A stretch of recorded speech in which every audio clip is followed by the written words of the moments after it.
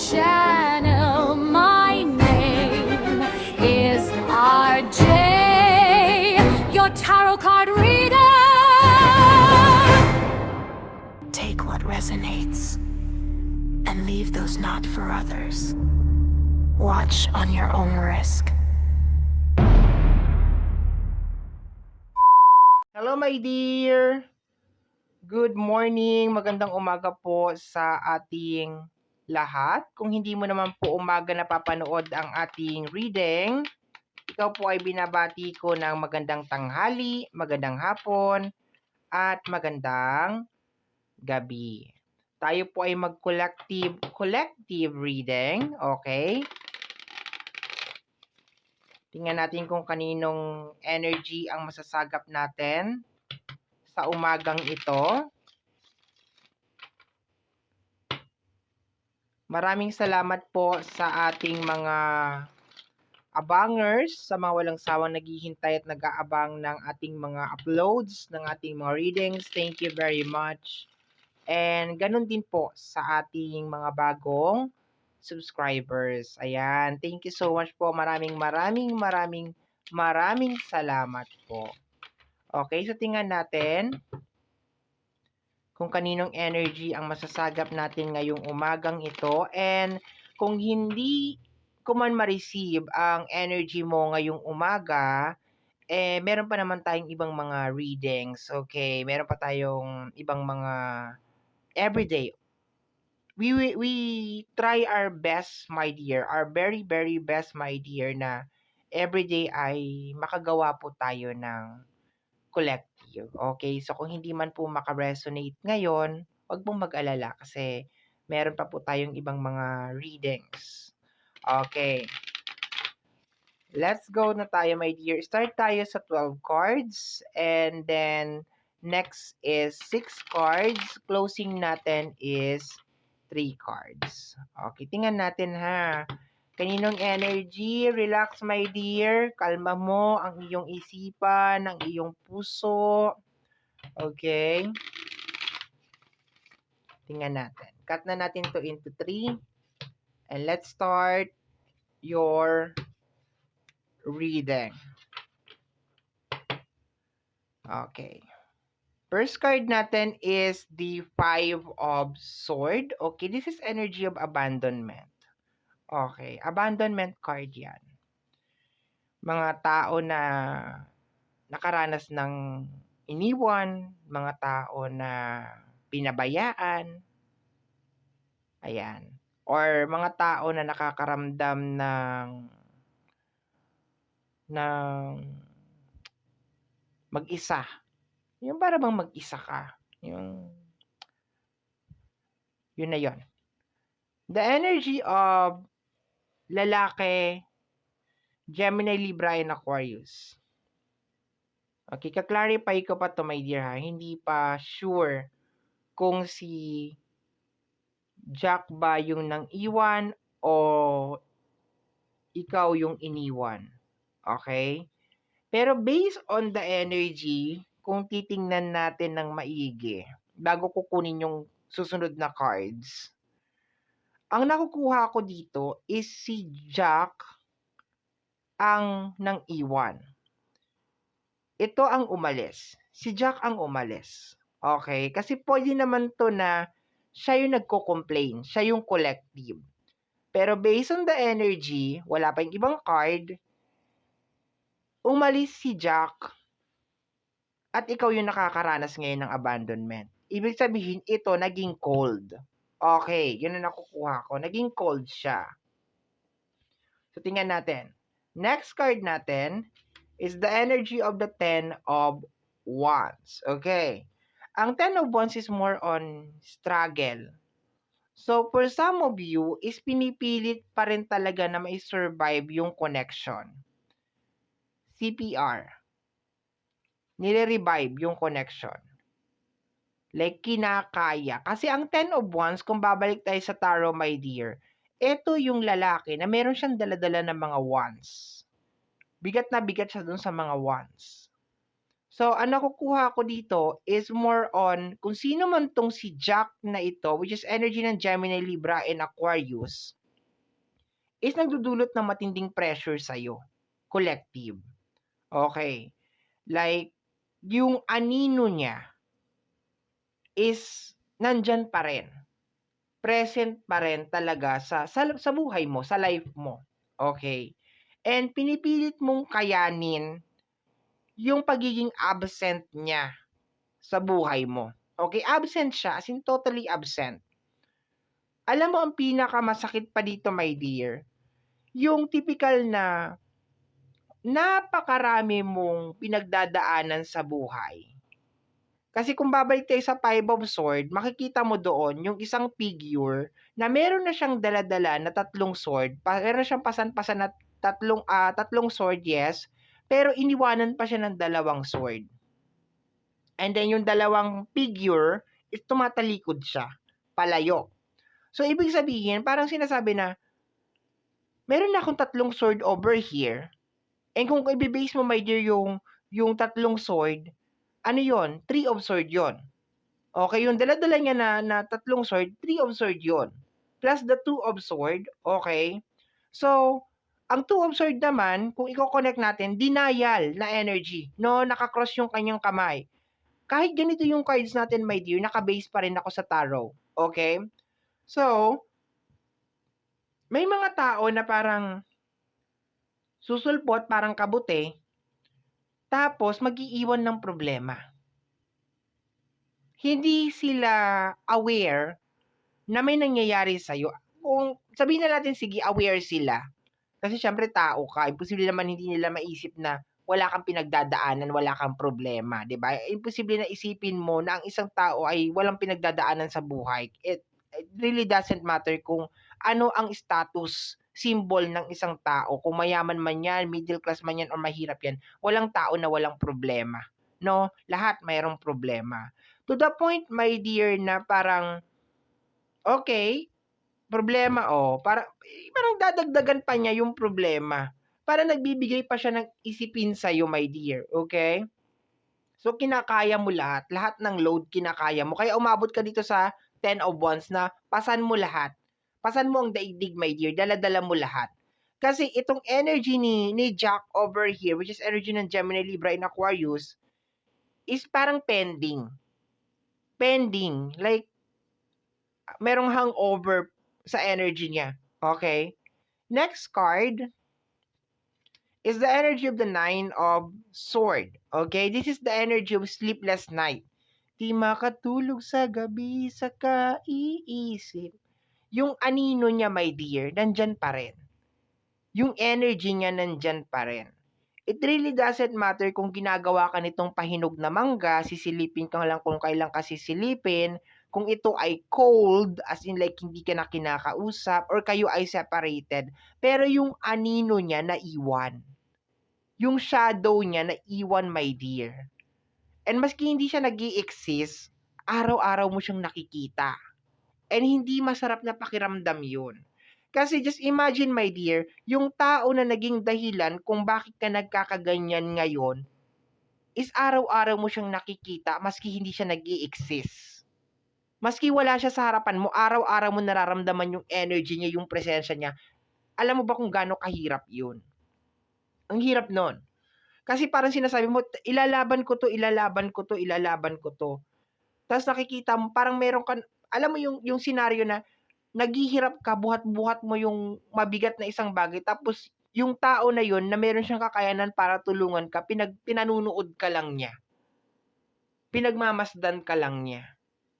And ang sakit noon, ang hirap noon. It required a lot of strength sa isang tao para kayanin yon. And to the point na kinakaya mo, napakalakas mo na tao. You're a very, very strong person. Okay? Let me see. Next card tayo. We have here the energy of the Nine of Wands. Okay? Ang Nine of Wands is more on nililingon mo pa rin. Siguro for some of you, tapos na to, naghiwalay na kayo, okay na, pero yung anino niya nandyan pa rin. Kasi, the damage na iniwan niya nandyan. Nararamdaman mo every single day. Okay? Yung existence niya na parang anino is normally nati-trigger yun ng dahil sa ginawa niya, dahil sa iniwan niya na bakas. 'Di ba? Dahil sa iniwan niya na bakas. Is more on, ang pagkaka-explain ko dito is more on parang, for example, your pet. 'Di ba meron kang pet, meron kang dog or cat.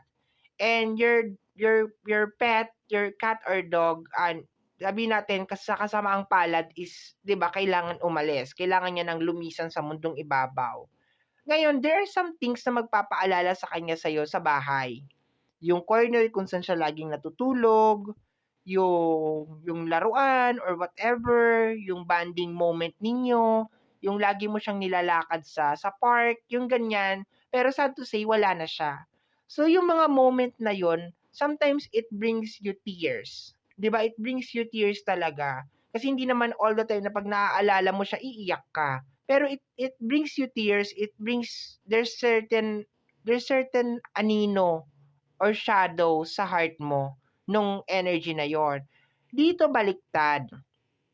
Kasi yun na kasi sa pet natin, kaya tayo nalulungkot is because all the good memories, 'di ba? Yung happy moment, yung mga ganyan. Siyempre meron din mga sacrifices, yung mga hirap mo sa kanya, lalo na kung napaka-baby mo pang nakuha, tapos sinurvive mo yung mga gano'n, tinuring mo na talagang anak. Dito kasi, ano to commitment. So, dapat magkasama kayo sa journey, pero lumihis siya ng daan. So, yeah. We have here the energy of the Queen of Diamonds. Energy, my dear, ng babae ito ha. Very strict ako pagdating sa card. Pag babae, babae, lalaki, lalaki. Ito naman, energy ng Gemini, Libra, and Aquarius. And siya yun ang iwan. Siya yun ang iwan, my dear. Maybe you're dealing with a girl na Gemini, Libra, and Aquarius. Sorry pala, Taurus, Virgo, and Capricorn. Okay, ito pala siya, no? Naguluhan na ba ang lahat? Ulitin ko lang Gemini, Libra, and Aquarius, lalaki pa lang po yung nandito. Taurus, Virgo, and Capricorn, babae po yung nandito. Ha? So, yan po yung mga nasasagap natin na energy. Very, po tayo pagdating sa gender. Okay? Pagdating sa, niya. Let me see. Sasabihin sa akin, paano po yun pag alanganin? Kung kung pinanganak siya na lalaki, di lalaki siya. Yun, konektado siya doon. Hindi natin pwedeng kung ano yung pagkakairi niya sa mundo, yun na yun. Ha? So, wag na natin masyado pang obvious naman na yun 'di ba? Kahit pa ang tawag mo sa kanya ay ma'am or sir, kung paano siya iniri sa mundo, yun na talaga yun, 'di ba? Hindi na natin pwedeng mabago yun. Hindi naman natin sila dinidisrespect o hindi naman natin sinasabi na hindi sila pwedeng tawagin ma'am or sir. Pero, 'di ba, kung ano yung pagkakairi mo, yun talaga yun, yun ka talaga, 'di ba? Hindi natin pwedeng i-deny yun. We have here the energy of the Two of Hearts, okay? Sa paglabas, my dear, ng Two of Hearts, definitely, may rason kung bakit ka iniwan nito. At ang rason nito, my dear, is ibang tao. Okay? Ayokong i-conclude kaagad kasi hindi pa kompleto yung card natin. Ayoko i-conclude kaagad, my dear, na this is a third party. Kasi may mga chismosang mga kapitbahay na nagiging dahilan din kung bakit nagkakaroon ng hiwalayan. Tama? Tama. May mga in-laws, may mga kapamilya na nagiging dahilan kung bakit naghihiwalay ang dalawang mag-asawa. Okay, or kung bakit nagbabago ang isa kasi nakikisawsaw sa relasyon, nakikisali. So hindi ko to, my dear, makukonclude kaagad na this is a automatically third party na situation. Okay. Doon ko to makukonclude sa pangalawang set natin dun sa 6 cards. Okay? Kasi ito, hinahanap pa lang natin kung sino yung collective. Okay? Kung sino siya, kung ano yung energy niya. And doon tayo may magbe-base sa 6 cards natin kung meron bang third party. Okay, next card natin is energy ng 3 of Wands. Okay. So, sa energy ng 3 of Wands, eto, kung sino man tong 2 of Hearts na ito, siya yung naging dahilan kung bakit siya umalis. Okay? Siya yung naging dahilan kung bakit to umalis, bakit to nagbago sa'yo. Okay? Kung bakit kanya inabandon. Okay? Next card natin is energy ng 8 of Cups. Naging cold to. Kasi ang Eight of Cups is energy din niya ng pagiging cold. Kung babalik tayo sa tarot, makikita mo yung isang figure na iniiwanan niya, my dear, yung mga cups. Ibig sabihin parang sinasabi niya, wala na akong pakialam sa inyo, ganito, ganyan, ganon. So, nagre-release siya ng energy ng pagiging cold. Pero sa kabilang side naman, it is also showing the pagiging brave. Okay? Pagiging brave ng isang tao na parang mag-detach or mag-cut. Depende sa scenario. And sa reading natin ngayon, hindi siya pagiging brave. It is just more on losing this affection, this connection. Talagang nag-fade na lang siya at nawala na lang siya, my dear. Okay? So, tingnan. At ikaw ay naiwan sa ere. Ganon. We have here the energy of the Four of Sword. Okay? So, bigla na lang siyang nawala, oh. Bigla na lang, all of a sudden, bigla na lang talaga siyang nakat. Ito ha, once again ha, energy ng Gemini, Libra, and Aquarius na lalaki, energy ng Taurus, Virgo, and Capricorn na babae, bigla na lang siya nagbago. Yun ang nakukuha ko dito, my dear. Pero so far, sinasabi ng ating Two of Cups na may dahilan, may ibang tao na naging dahilan kung bakit siya biglang nagbago. No? And hindi ko siya kinukonclude na third party kagad. Possible kasi na yung mga nabanggit ko kanina, kapitbahay, in-laws, 'di ba? Friends, pwede naman. Okay, pero may tao daw na naging dahilan kung bakit kayo naghiwalay. Next card is the energy of the Two of Swords. Naguluhan siya. Okay, ito na yung sinasabi ko kanina dito sa energy ng Five of Sword. 'Di ba? Na meron ka ng dala-dala na tatlong sword, tapos may iniiwan pa sa'yo na dalawang sword. Ito yon, the Two of Sword. So, naguluhan siya. Yun, based dito sa energy, naguluhan siya. Like, hindi niya na alam kung anong gagawin niya. Okay? Pero pag ang isang tao kasi is in a relationship siya, ito ha, based on my personal na opinion to. Pag yung isang tao kasi, my dear, nasa isang relationship ka na, tapos may dumaan lang, tapos na-distract ka na, ibig sabihin, hindi ka talaga mentally stable. Ibig sabihin, hindi mo alam kung ano yung ginagawa mo. Yung kasi kaagad ang conclusion ko dyan. Ako ha, personal ko to, my dear, personal ko to. Remember, tao din ako, so nagmamahal din ako. So ako kasi, kunyari, tayo, magkarelasyon tayong dalawa. Tapos, biglang may dumaan. 'Di ba? Nagkagusto ka doon sa dumaan. So, ako automatic, ang magiging ano ko, hindi ka sure sa akin.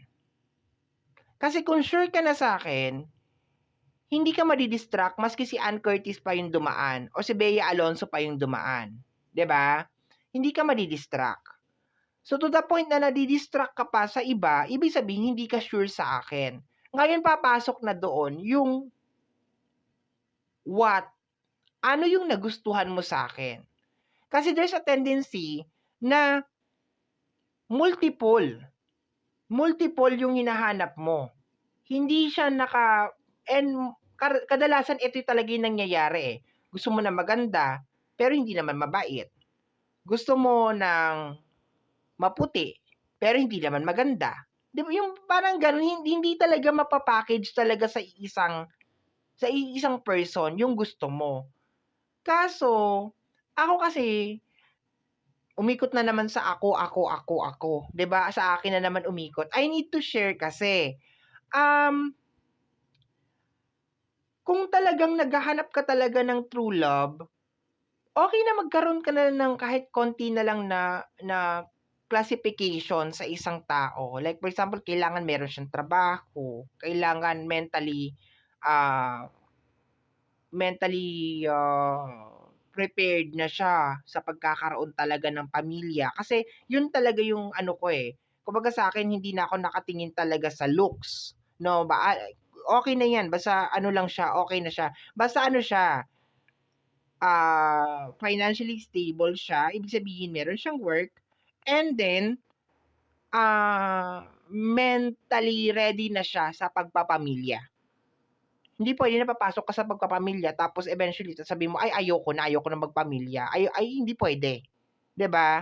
So, yun ang pinakaano ko ngayon. Actually, nauna yung ano mentally ready na para magkapamilya, and then parang sumunod na lang sa akin yung magkaroon ng work, no? Nauna yon.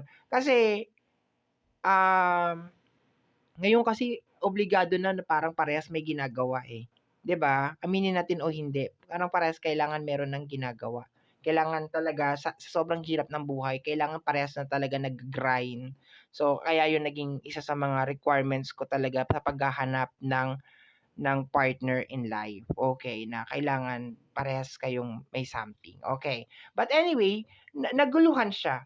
Naguluhan siya sa mga na-receive niya siguro coming from this person, okay, kung ano man 'to. Kumbaga sa pagdating ng tao na ito, nagulo siya, okay? Naguligol ang kanyang mundo 'no, na-shake-shake ang kanyang mundo sa paglabas nitong energy ng Two of Cups. Mamaya titingnan natin sa 6 cards natin, my dear, 'pag may lumabas na tao do'n, siya na 'yon, okay? Kung sino man yang gumulo sa relationship ninyo, okay?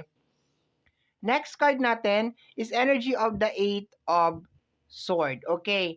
So, alam mo, hindi ko nagugustuhan, my dear, yung pag-alis niya kasi impluwensya siya ng ibang tao. Yun ang nakukuha ko dito. Impluwensya siya. Kasi energy ng Eight of Sword is energy of Trap card. Parang na-highlight na lang talaga sa kanya na hindi ko deserve tong relationship na 'to, itong connection na 'to, yung gano'n. And kaya sinabi ko kanina napaka-importante talaga na hahanap ka ng isang tao na talagang mentally ready na makipag-relationship talaga. Kasi ang relationship hindi lang naman yan happy-happy, hindi naman yan pagulong-gulong sa talahiban or love-love or I love you, kumain ka na, natulog ka na. It is obligation, responsibility yan. It is a energy of a two-person na kailangan magtulungan. And sabi ko nga, maski sino pa yung dumaan dyan, dapat firm talaga dapat siya. Dapat ano siya dun sa paniniwala niya, sa believe niya na, okay, mag-aasawa na talaga ako, magko-commit na talaga ako. Pero to the point na meron lang marinig na mga alingas-ngas, ingay-ingay na ganyan, tapos eto na yung nangyari, iniwanan ka na nang dahil sa sulsol ng ibang tao o dahil sa energy ng ibang tao, hindi pa talaga 'to ready. Hindi pa talaga siya handa na pumasok sa loob ng relationship, okay? Yung paghihiwalay ninyo is hindi siya yung typical na parang sabihin natin na kusa lang niya talagang naramdaman na ay ayoko na sa kanya, hindi ko na siya mahal. Hindi siya ganun. This is a energy na reading na may mga nakisali talaga sa loob ng relationship. Dami kong nare-receive as of this moment na parang nakikisali sa loob ng connection or sa loob ng relationship. Dito sa 6 cards natin, my dear, dito ko malalaman kung sino yung nakisali. Okay? Dito ko siya makikita. Although meron na akong mga nare-receive na energy, pero 'di ba, kailangan pa rin natin talaga ng cards. May nakisali sa relationship. May very openly na nagbigay ng kanyang opinion and nag-highlight yun, my dear, ng kakaibang pakiramdam sa kanya. Kumbaga parang, ay pumapayag ka, ginaganyan ka ng asawa mo, ay pumapayag ka na ganito, ganyan. Ang isa sa senaryo na nakukuha ko dito is, minsan pag nagkamali ka rin ng barkada, yung barkada ng asawa mo, iba, yung basta iba, may mga gano'n, yung typical na pauuwiin mo yung asawa mo, sasabihin sa asawa mo, uy, wala pala under ka pala Ay, wala pala ano pala yung mga gano'n. Ay, wala pala ganito, gano'n Ay, hinahayaan mo, ginaganyan ka ng asawa mo. Yung mga ganyan na mga tao, naiinis ako sa ganyan. Kasi para bang, imbes na okay kayo ng asawa mo hindi na kayo okay. Hindi na kayo okay. Pag-uwi niyo sa bahay, mag-aaway na kayo. Pinahiya mo ako sa mga kaibigan ko, pinahiya mo ako sa mga tropa ko, yung mga ganyan. Hindi ko siya gusto. Na mayroong parang nakikisali. Okay lang naman na makinig ka sa opinion ng ibang tao. Pero yung to the point na parang yung tao na yun yung magiging dahilan kung bakit lalo pang lalala yung gulo ninyong mag-asawa hanggang sa aabot talaga sa maghihiwalay talaga kayo. Dun na ako medyo medyo little bit off na ako dun. Lalo na kung ito yung mga tao na talaga nakakasalamuhan nyo araw-araw, na i-encounter nyo talaga araw-araw. Lalo na yung mga side ng pamilya, yung mga biyenan, hipag, yung mga ganyan. Kikisali sa gulo.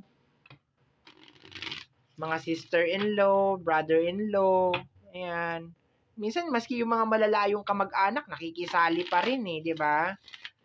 Sasabihin, ay, inaano mo yung, kasi nakikinabang din sila dun sa pera nung, ng kamag-anak nila eh. Kaya ang gagawin nila, inaayaan mo yan, nakita ko eh, shopping lang ng shopping yung asawa mo, ganito ganyan, ganito ganun eh. Diba? Yung para bang, kulang na sabihin nila eh, bakit mo bibigay sa asawa mo, sa akin mo na lang ibigay. Yung mga ganun, di ba? Sa akin mo na lang ibigay. Puro paganda lang naman yung asawa mo, yan naman ginagawa niyan eh. Okay, anyway, let's go na tayo, my dear. 6 cards na tayo. 6 cards. Tapos i-close natin ng 3 cards. Okay. At saka sa mga, sa mga maghahanap ng karelasyon dyan, hindi nyo talaga mahahanap lahat sa iisang tao. Mahalin nyo siya kung sino siya at kung ano siya. Kung ano yung mga imperfection niya, lalo na sa katawan, kung siya ba ay may bilbil o kung siya ba ay tumaba, tanggapin nyo yun kasi minahal nyo yung tao na yan. Yan yung pinakasalan nyo. Yan yung inano nyo. And as the time goes by, nag-iiba talaga ang shape ng katawan ng tao. Siyempre sa problema, sa stress, hindi yung, di ba? At saka hindi ko naman sinabi na tanggapin niyo kung sino siya, kung 'di ba, kung sugarol or kung ano man, 'di ba, o kung nananakit or whatever, hindi naman sa gano'n. Pero yung sabihin mo na more on physical appearance, 'wag naman, 'di ba? Kung hindi ka na nagagandahan or napupugian sa asawa mo, di kung kayang remedyohan ng Doktora Vicky Bello, Doktora Vicky Bello, 'di ba? Bakit naman hindi? Pero yung typical na parang ang magiging dahilan mo lang is like iniwanan ko siya kasi 'di ba hindi natutuwa yung mga tropa ko sa itsura niya, 'di ba? Bakit hindi natutuwa? Bakit gano'n? O hindi natutuwa yung nanay ko sa kanya, yung mga gano'n, 'di ba? Dahil hindi daw maganda or whatever, 'di ba? Yung mga gano'n. May say naman ang sa akin wala pasintabi po sa mga nanay diyan, sa mga magulang. Pag nagdesisyon na kasi ang anak mo kung sino ang mamahalin niya, kailangan mahalin mo na rin. 'Di ba? Kasi dapat sa umpisa pa lang tini-train mo na yung anak mo na huwag kang mag-aasawa ng mahirap. Huwag kang mag-aasawa ng ganito. Kung ano yung mo, bata pa lang dapat tini-train mo na. Pero to the point na nag-commit na yung anak mo diyan, yan na yung minahal niya. Basta hindi lang niya sasaktan yung anak mo at ginagawa naman, mayroon kasing mga magulang na mata pobre. 'Di ba? Aminin niya, may mga magulang, ay yan lang ang minahal mo, ano lang ang trabaho, ganyan lang, ganyan, ganyan. Sana si ganito na lang bakit di mo na lang pinix marriage, 'di ba? Umpisa pa lang dapat pinix marriage mo na. Hindi mo na hinayaan na makapaghanap pa yung anak mo ng 'di ba? Pasintabi po sa mga magulang. Naiintindihan ko naman na you just want the best in your kids, 'di ba? Sa inyong mga anak. Pero once kasi na nag-involve na ng ibang tao yung anak mo, nagdesisyon na siya na ito na ang mamahalin ko, kailangan bigyan niyo naman po ng chance. 'Di ba? Bigyan niyo na, 'wag niyo na pong ibase ng dahil sa itsura o ng dahil sa trabaho kasi kawawa naman yung tao, 'di ba? Kawawa naman, imbes na magsusumikap pa, lalaban pa, ang iisipin na lang niya araw-araw, hindi na lang ako lalaban dahil ayaw naman sa akin ng mother-in-law ko, bakit ko pa ilalaban 'tong relasyon na ito, 'di ba yung gano'n? So anyway, lumayo na naman tayo ng topic kasi masyado talaga yung ganitong mga topic, masyadong masakit talaga sa puso ito, 'no? Yung iiwanan ka ng dahil lang sa opinyon ng ibang tao or dahil sa 'di ba, may ibang tao na nakisali. Okay, we have here the energy of the Four of Wands, okay? This is energy ng tahanan, this is energy ng pamilya, okay? Okay, nandito ka na naman, lumabas na naman si Jack of Spades. Pero sabi ko kasi sa second spread natin, sasabihin ko na kung sino yung nakialam. Lalaki 'to, my dear. Okay, possible na meron din energy ng Gemini, Libra, and Aquarius, okay? Mhm. Eight of Cups, the Ten. Nasa loob 'to ng pamilya, my dear. Okay, nasa loob ng pamilya. Ang nagsumira sa'yo ay nasa loob ng pamilya. Mhm. May kinalaman sa pera, oh. Money involved. May kinalaman sa pera, my dear, kaya ka siniraan. Nasa loob 'to ng pamilya, my dear. Siniraan ka sa loob ng pamilya. May lalaki na ayaw sa'yo, my dear. Lalaki 'to na ayaw sa'yo, okey? Lalaki ayaw na ayaw sa'yo. Probably baka kapatid niya or pinsan niya, lalaki. Medyo nakakapanibago kasi normally ang mga readings is babae ang may ayaw, 'di ba? Pero this time kasi lalaki ang nakuha natin. So hindi natin siya puwedeng i-connect na, "Ay, ayaw sa'kin ng mother-in-law ko," or ganyan. Probably yung tatay ayaw sa'yo. Ayaw sa'yo nung tatay niya o kaya nung kapatid niya. Gano'n, 'no? 'Yun ang may ayaw sa'yo, my dear, okay? So, nasaan na ba tayo? This is energy, kapamilya, ayan, lalaki na kapamilya. Eto naman, ayan, oh, naging reason kung bakit naging cold. Eto, the Five of Pentacles, may kinalaman sa usapin ng financial 'to. Kasi ito, somebody na parang naaambunan. This is energy of collaboration.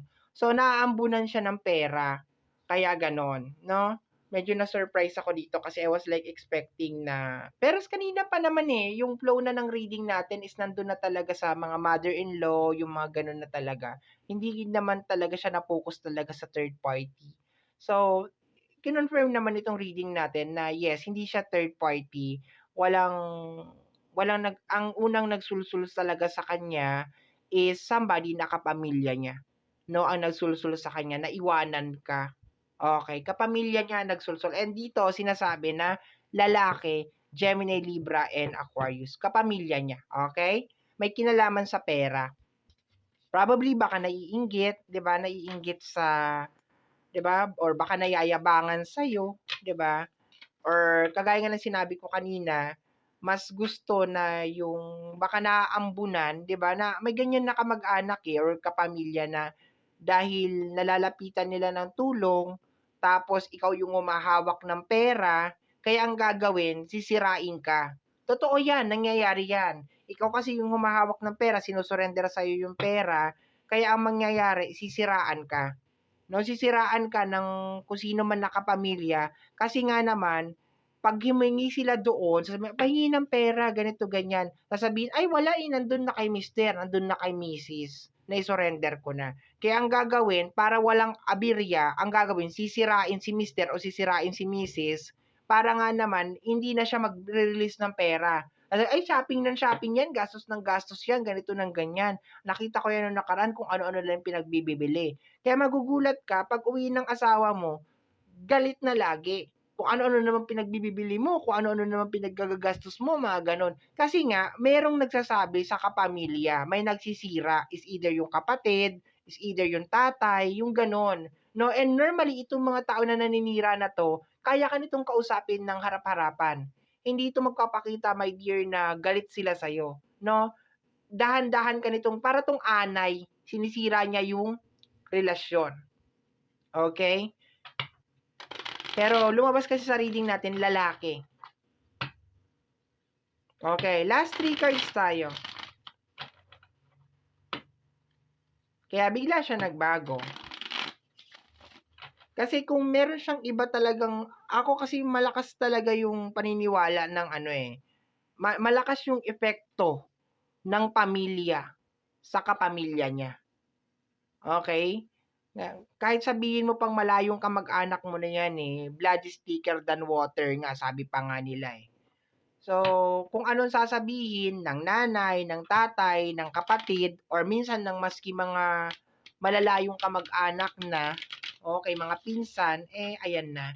Diyan na tayo nagkakaroon ng problema. Kasi, kaya nga sabi ko, napaka-importante na kung hahanap ka ng mga karelasyon, talagang ready na talaga siya makipagrelasyon. Yung talagang ilalaban niya talaga yung pamilya niya. Maski anong sabihin ng pamilya niya, kasi kayo naman ang nagsasama sa bahay, walang ano, hindi siya maaapektuhan. So, sisiraan ka, ay kasi ganito gastador yan eh, ganito gastos ng gastos, ganyan. Hindi siya maaapektuhan kasi mas kilala ka niya kasi kasama ka niya sa bahay eh. 'Di ba? Kayong dalawa ang nagsasama sa bahay. Kayo ang magkarelasyon. Hindi siya maniniwala doon sa kung sino man yung nagsasabi na yun. So, pero to the point na ganun yung nangyayari, kagaya nga na sinabi ko kanina, ibig sabihin, hindi siya ready. Hindi pa talaga siya handa. Kasi naniniwala siya sa mga sabi-sabi.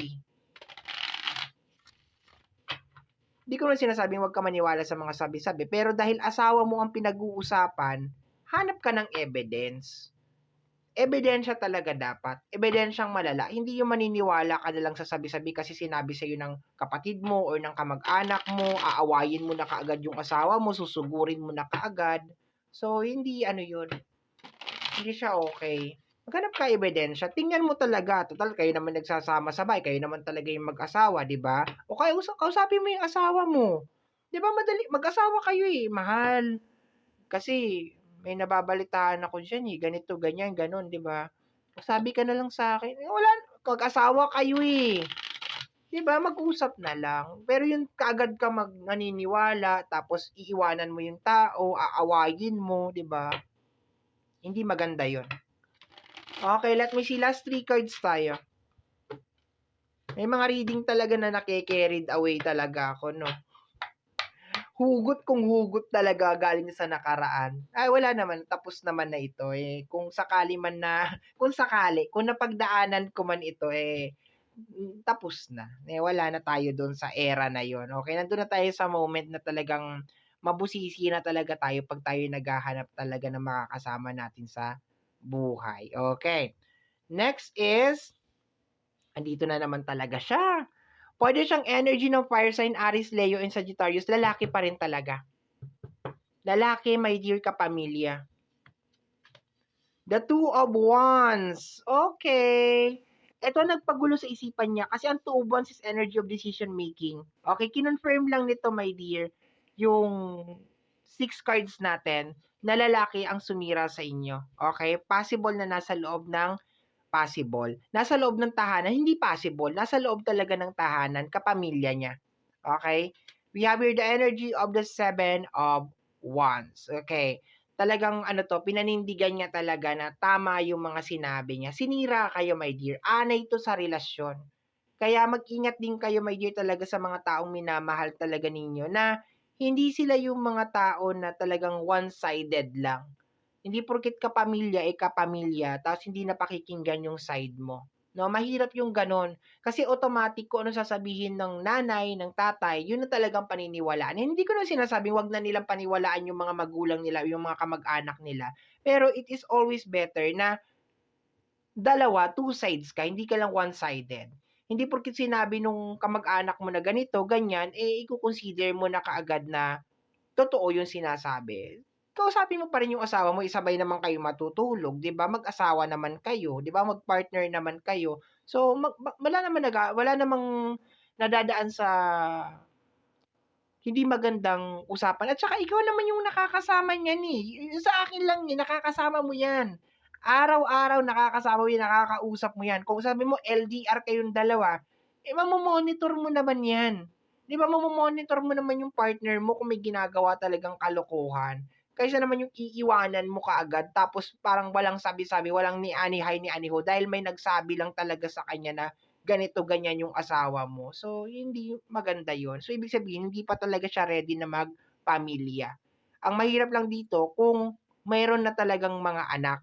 Kaya nga ito ha, ano ko lang din ha, i-share ko lang din. Kaya mapapansin ninyo, meron mga pamilya na kung kailan nagsipaglakihan na yung mga anak, dun pa naghiwalay. Kasi ibig sabihin, ang nagbubugkos lang sa kanila is yung mga anak. Pero noon pa man, apektado na talaga siya ng mga bagay na, isa lang sa mga factor, no, yung opinion ng pamilya. No, ibig sabihin baka hindi talaga gusto si asawa, ganon. Kaya ang gagawin na lang nito kung sino man tong tao na to, hihintayin hanggang sa umabot sa tamang edad yung mga bata. And then pag umabot sa tamang edad yung mga bata, may mga trabaho na o may mga pamilya na ganito ganyan, may mga apo-apo na, saka kakalas, saka makikipaghiwalay kasi noon pa talaga may lamat na, noon talaga may gap na.